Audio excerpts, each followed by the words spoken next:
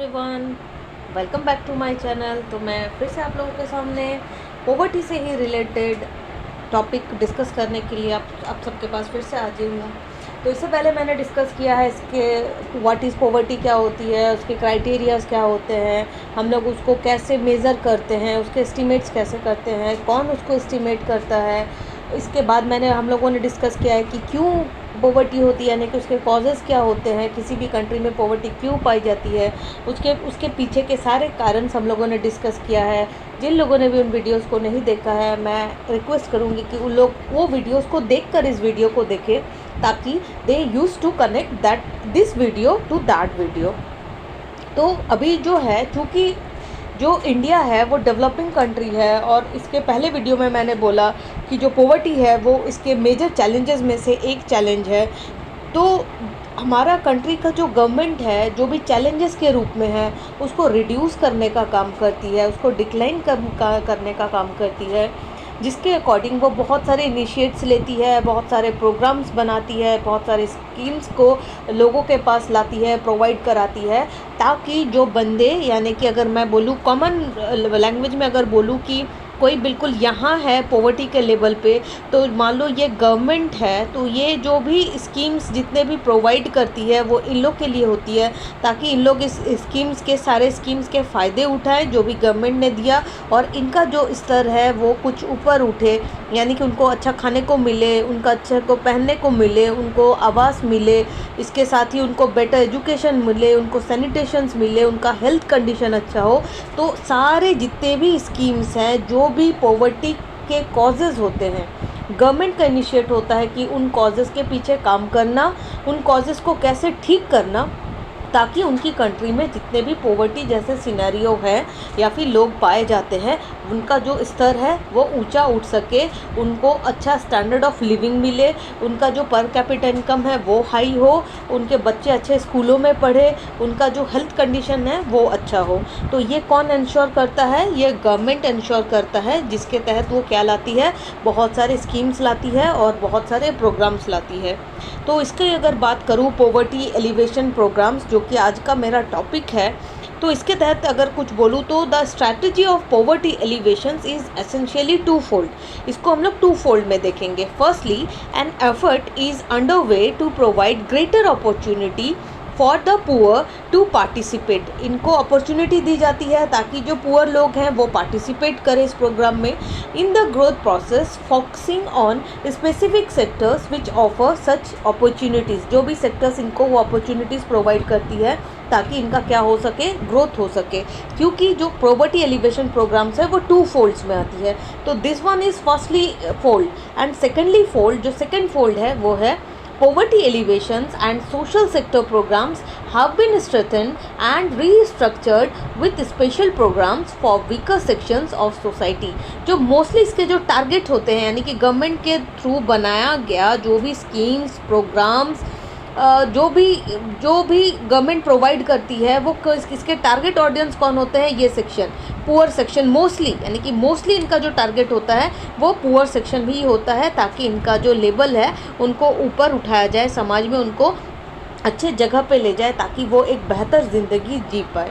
तो जिसके तहत वो बहुत सारे प्रोग्राम्स को लॉन्च करती है। तो जो उसने पहले, यानी कि अगर मैं 2004 की बात करूं, तो हम लोग सब सुनते हैं नरेगा और MNREGA, the national rural employment guarantee bill और एक्ट, जो कि 2004 में आया और केम इनटू फोर्स 2005 में, has been introduced in the parliament. 2004 में इसको इंट्रोड्यूस किया गया। इसके साथ आउटले किया गया 13,466.40 करोड़ इंक्लूडिंग सप्लीमेंट्री ग्रांट्स इसको प्रोवाइड किया गया। मतलब इसका लॉन्च जो था वो 2004-05 में हुआ डिपार्टमेंट ऑफ रूरल डेवलपमेंट के लिए। तो ये सबसे मतलब ऐसे तो बहुत सारे स्कीम्स थे, लेकिन ये स्कीम्स आज भी है, और आज भी करंट बजट में भी इसको बहुत सारे, मतलब करंटली इसको प्रोवाइड किए गए हैं, मतलब बहुत आउटले प्रोवाइड किया जाता है, आज भी ये काम कर रहा है। तो जिसके तहत जो गवर्नमेंट जो मेजर पॉवर्टी एलिवेशन प्रोग्राम जो चलाई है, जिसमें जो पहला प्रोग्राम की बात करूँ तो वो है national food for work programme. पहला प्रोग्राम क्या है? National food for work programme.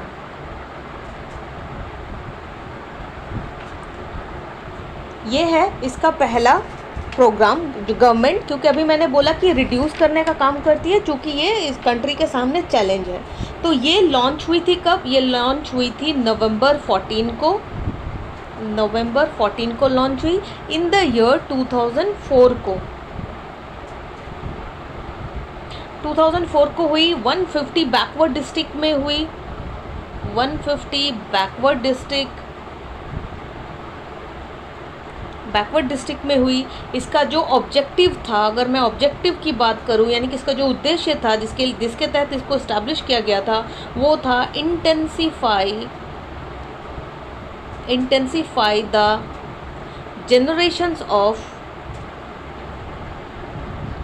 generation of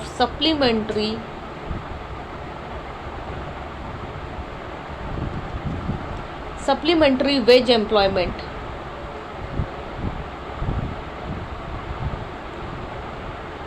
supplementary veg employment इसका जो ऑब्जेक्टिव था वो था। जो इसका दूसरा, यानी कि गवर्नमेंट के तहत लिया गया जो दूसरा इनिशिएटिव था, ताकि उसके देश का जो पॉवर्टी है वो रिड्यूस कर सके, वो डिक्लाइन कर सके, वो था स्वर्ण जयंती ग्राम स्वरोजगार योजना, SGSY के नाम से भी हम लोग इसको जानते हैं। क्या बोला मैंने बोला स्वर्ण जयंती ग्राम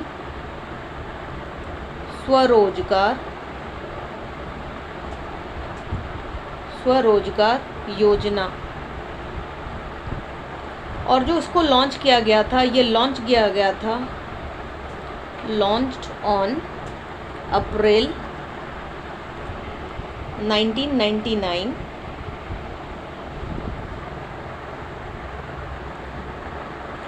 और इसका जो एम था bringing the assisted poor families, bringing the assisted poor families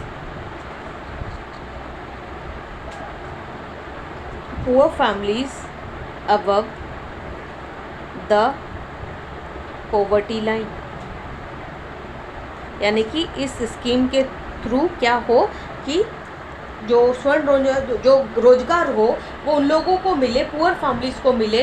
और जो पुअर फैमिलीज़ है वो कहाँ पर आए? वो BPL से वो APL में आए, यानी कि अबव पॉवर्टी लाइन में आ जाए, यानी कि उनका जो स्टैंडर्ड ऑफ लिविंग है वो थोड़ा सा इंक्रीज़ कर जाए। बाय ऑर्गेनाइजिंग दैम, इसी में आएगा, by organising them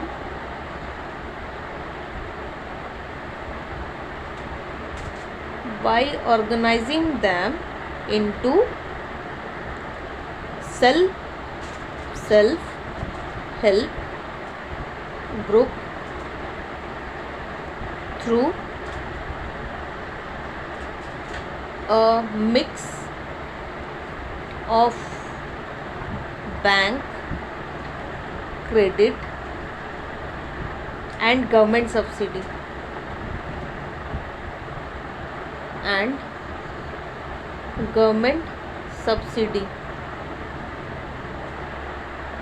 self help group में मैं इसके बाद वीडियो बनाऊंगी, क्योंकि ये टॉपिक भी बहुत इंपॉर्टेंट है। इससे भी बहुत सारे क्वेश्चंस पूछे जाते हैं, मतलब स्कूलों में भी, क्लासेस में भी पूछे जाते हैं, कॉलेज में, मास्टर्स में भी पूछे जाते हैं, कॉम्पिटिटिव एग्जाम्स में भी इसके क्वेश्चंस पूछे जाते हैं। तो सेल्फ हेल्प ग्रुप में मैं इसके बाद वीडियो ज़रूर बनाऊंगी, लेकिन फ़िलहाल के लिए इसको यहीं तक रखते हैं कि इसमें मतलब बैंकों के थ्रू फैसिलिटीज़ प्रोवाइड की जाती है, क्रेडिट दिए जाते हैं, ताकि लोग अपने को ओवरकम कर सके, यानी कि BPL से थोड़ा सा अपना जो परिस्थिति है या फिर स्थिति बोलूँ तो उसको थोड़ा सा उभार कर सके। जो इसके साथ जो तीसरा इनिशिएट है, मतलब ये सारे इनिशिएट्स गवर्नमेंट लेती है और स्टेट्स गवर्नमेंट लेती है, ताकि उसके जो क्षेत्र के लोग हैं, उसके जो राज्य के लोग हैं, उनके जो देश के लोग हैं, उनका जो लेवल ऑफ इनकम है, उनका जो कंजप्शन लेवल है, उनका जो स्टैंडर्ड वे लिविंग है वो थोड़ा सा राइज कर सके। जो थर्ड वाला है वो है संपूर्ण ग्रामीण रोजगार योजना। हम लोग नाम से ही समझ सकते हैं कि सारे इनिशिएटिव जो है वो रोजगार प्रदान करने पर हैं, क्योंकि हम जब किसी को रोज़गार प्रदान कर देते हैं तो उसको क्या मिलता है, उससे क्या मिलती है, सैलरी मिलती है, और जब किसी व्यक्ति को या फिर जब किसी इंसान को या फिर मेल हो फीमेल हो, जब उसको उसकी सैलरी मिलती है तो नो डाउट वो उस सैलरी से क्या करता है, कंजप्शन करता है। और जब वो कंजप्शन करता है, जैसे जैसे उसकी सैलरी इंक्रीज़ होगी उसका कंजप्शन इंक्रीज़ होगा, कंजप्शन इंक्रीज़ होने से उसका जो स्टैंडर्ड ऑफ लिविंग है वो क्या होगा, हाई होगा। तो दिस इज़ संपूर्ण ग्रामीण रोजगार योजना विच इज़ SGRY। और इसका जो स्टैब्लिशमेंट हुआ था वो 2001 में हुआ था, यानी कि लॉन्च्ड ऑन 2001। इसका जो एम था, क्योंकि नाम से ही हम लोग देख सक रहे हैं कि रोजगार प्रोवाइड करने का था, providing additional wage employment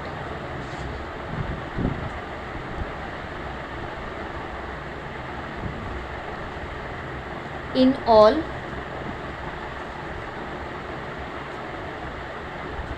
all rural areas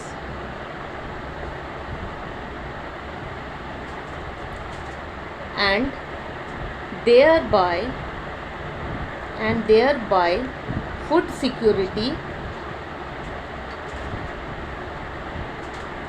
and improve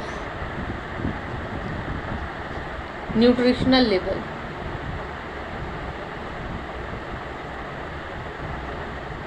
तो से इस स्कीम के तहत भी हम लोग देख सकते हैं कि ये प्रोवाइड करता है additional wage employment in all rural areas and thereby food secure, यानी कि फूड सिक्योरिटी भी दी जाती है और उनके जो न्यूट्रिशन लेवल है उसको भी इम्प्रूव किया जाता है। अभी जब भी कोविड-19 का टाइम था तो भी हमारे गवर्नमेंट ने इनिशिएट लिया था, राशन दे रहा था वो फ्री में, या फिर कुछ मिनिमम एक अमाउंट के तहत, बहुत हद तक तो फ्री में भी उन्होंने डिस्ट्रीब्यूट करा था और एक मिनिमम अमाउंट के तहत भी डिस्ट्रीब्यूट किया गया था। यानी कि उस समय भी हमारे जो गवर्नमेंट थे वो जो लोग जिससे सफ़र कर रहे थे, जिस कंडीशन से, वहाँ पर भी काम कर रहे थे लोगों का जीवन को आगे बढ़ाने के लिए या फिर नॉर्मलाइज करने के लिए। तो ये सारे काम कौन करती है, गवर्नमेंट करती है। नेक्स्ट इसके साथ जो है वो योजना है रूरल हाउसिंग इंदिरा आवास योजना। तो इसके तहत जो दूसरा स्कीम है वो है रूरल हाउसिंग इंदिरा आवास योजना।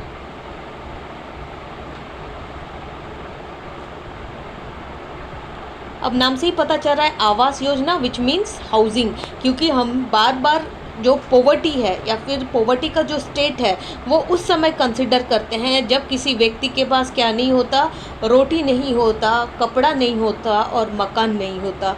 इसीलिए गवर्नमेंट जो है वो पॉवर्टी को ख़त्म करने के लिए बेसिक चीज़ें जो उसके पास लैक होता है उसको प्रोवाइड करने के लिए ट्राई करती है। तो वो एम्प्लॉयमेंट भी देती है, वो आवास योजना भी फिक्स करती है और वो फूड भी करती है। जितने भी हम लोग प्रोग्राम्स पढ़े, कुछ रोजगार पर है, कुछ फूड प्रोवाइड पर है यानी कि फूड सिक्योरिटी पर है, कुछ यहाँ पर आवास योजना जो है वो जो शेल्टर है वो प्रोवाइड करने के लिए है। तो इसका जो लॉन्चिंग हुआ था वो 1999 और 2000 में हुआ था, लॉन्च्ड ऑन 99 और इन द ईयर 2000। और इसका जो मेजर स्कीम्स वो था construction houses for the poor,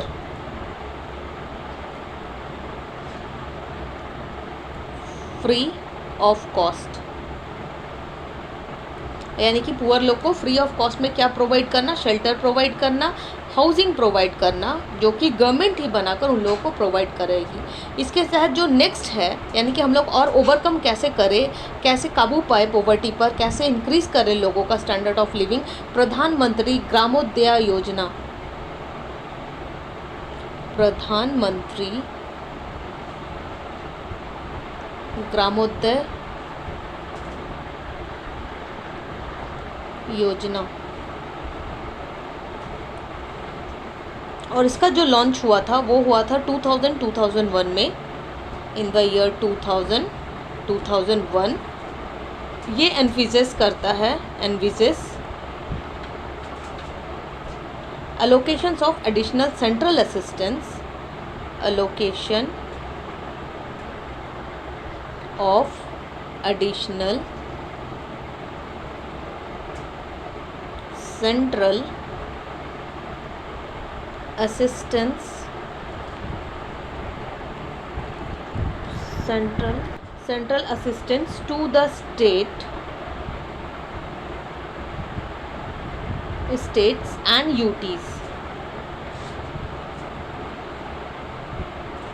UTs for selected basic service, for selected basic service, such as, कौन से basic service, such as primary health, primary education,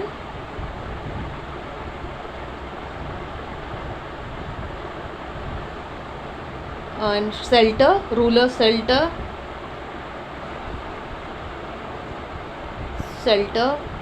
drinking water, etc. इसके तहत जो दूसरा यानी कि इसके बाद वाला जो प्रोग्राम है वो है अंत्योदय अन्न योजना। हम लोग को नाम से ही पता चल रहा है कि ये जो योजना है वो अन्न के ऊपर है, यानी कि फूड ग्रेन्स के ऊपर है। जो नेक्स्ट है वो है अंत्योदय अन्न योजना।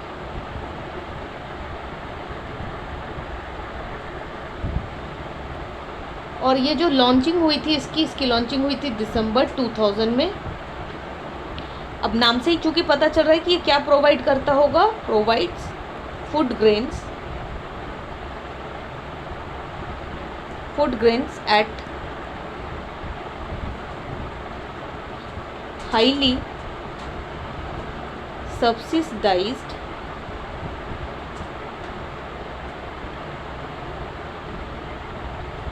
subsidized rate of ₹2 per kg wheat। See कितना कॉस्ट कम है, 2 kg मतलब ₹2 per kg wheat and ₹3 per kg rice. मतलब गवर्नमेंट पूरा ट्राई करती है ताकि जो उसके कंट्री के जो पुअर फैमिलीज़ हैं, पुअर लोग हैं, वो क्या कर सके, उसका जो सिचुएशन है वो ओवरकम हो सके।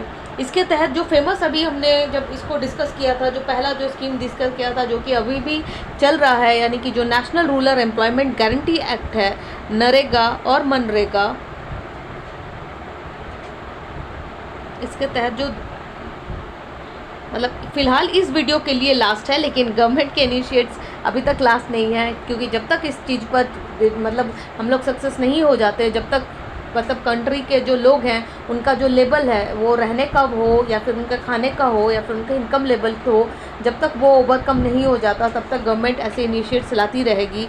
और ऐसे बहुत सारे इनिशिएट्स हैं जहाँ पर गवर्नमेंट काम करती है, वहाँ से जुड़े लोग काम करते हैं, ताकि जो गरीब लोग हैं, जिनको खाना नहीं मिलता, जिनको पहनने को कपड़े नहीं मिलते, जिनको रहने के लिए घर नहीं मिलता, उनको अच्छे मतलब सब्सिडाइज रेट पर, जैसे कि अभी हमने देखा कि ₹2 पर kg वीट मिल रहा है, ₹3 kg राइस मिल रहा है, कुछ ऐसे सब्सिडाइज्ड रेट पर उन लोग को मिले। तो जो इस वीडियो का लास्ट स्कीम है वो है नेशनल रूरल एम्प्लॉयमेंट। क्योंकि मैं और अभी स्कीम्स डिस्कस करूंगी तो हो सकता है कि वीडियो काफ़ी लंबा बन जाए, तो मैं इसके बाद वाले वीडियो में ट्राई करूंगी कि कुछ और स्कीम्स ला सकूं आप लोगों के पास। 2004-05 में आया था और इसका जो फीचर्स था वो था कि जो स्टेट गवर्नमेंट प्रोवाइड कराती है, provide at least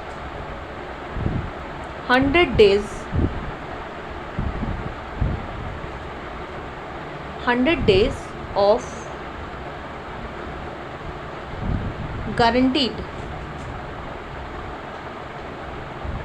guaranteed wage employment